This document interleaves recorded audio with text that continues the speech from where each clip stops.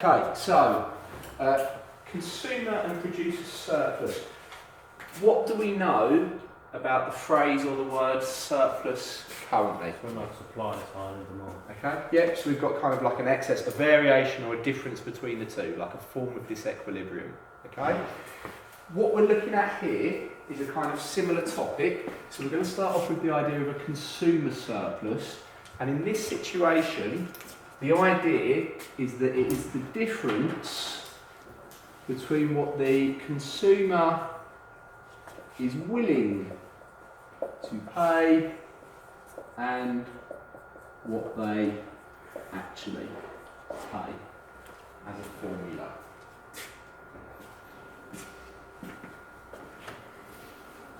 So, if you imagine as a diagram, price, quantity, supply, demand, fully label it. So what part of that diagram will represent and reflect the parts of that formula? So where can I see what I actually pay in that diagram? So that equilibrium price, yeah? So this here is what you actually pay. So what tells me what I'm prepared to pay? What part of the diagram shows what I would have been prepared to pay? We're talking about the consumer here. So what are we looking at? Is there any part there of that diagram that says, you know what, actually I would have been prepared to pay more than P? What of the two curves is to do with consumers? Demand. Okay? So if you imagine there is a consumer here that would be prepared to pay that price. There's consumers that will pay that price, I'm trying to draw straight lines here, that price, that price, that price, that price, etc., etc. Okay, so the area here is this area that represents consumer surplus.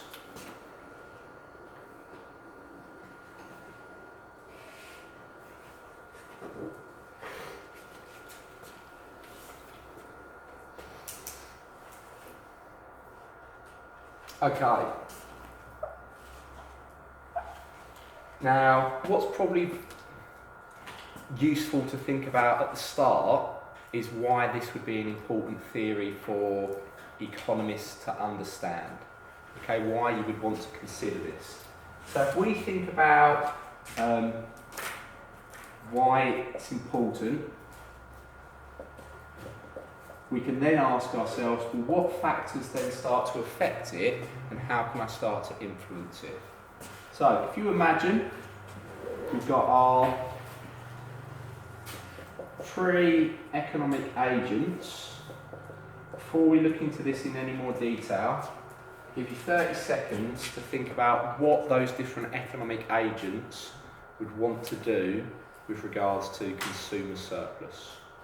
Okay, time to think about it. Okay, so as a consumer, what would you like to do to that area? Think about what the formula is. What would you like to do? Oliver, what would you like to do with your consumer surplus? Wouldn't you want to make it as cheap as possible? Sort of thing? What do you mean when you say as cheap as possible? You want to pay it the least you possibly can. Right, so you'd want to pay what you compared to what you'd be prepared to pay and what you actually pay. You would want that area to be as big as possible. Yeah? So as a consumer, you would assume that they would seek to maximise their consumer surplus, and we'll talk about that in a little bit more detail. What would obviously, still you then know what would the firm want to do? They'd want to make like the box smaller. Yeah, they'd want you to pay the maximum price you'd be prepared to pay, so they will seek to reduce consumer surplus, i.e. try to get the consumer to pay their maximum price point. And what about the government? What is their role? Anyone else? Why the government? What is their job? What are they there to do? The tax. Tax, okay? Why would it be useful when it comes to the idea of kind of what we said is one of the risks when it comes to taxation. So obviously you tax a product, what's going to happen to its price? It'll go up, and therefore demand will go down, and then that can have a negative effect in terms of things like the economy, output, jobs. So you need to try and get that balance right. However, if I tax consumer surplus, if I was prepared to pay that anyway, then those effects should be what? Minimised, yeah? So I could possibly try and reduce it. So if I know that there are particular products that have a high consumer surplus, that is something that I could look to tax as part of it. What is the other job of governments as well as taxation? What are they there to do for us as society? If I think about the idea of consumers and firms. Provide support. Kind of support, yeah? Like if I said to the idea to protect us. Yeah, so they're meant to represent and reflect our views, but then they also create laws to make sure that we have freedoms or whatever else, or to prevent our exploitation. Okay, if we think about that in stuff like labour markets, we have health and safety, minimum wage laws.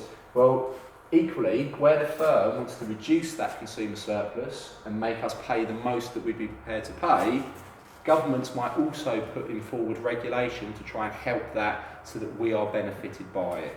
So you've either got the idea of regulation to support an increase in consumer surplus, so they are acting on our behalf, i.e. to prevent firms exploiting their power, and the idea that if they can tax consumer surplus, then they can create tax revenue without the negative impact on demand and therefore output and employment. So that's the logic, okay, before we look at it in a little bit more detail as to why it's something that economists would look to study in the first instance. Okay?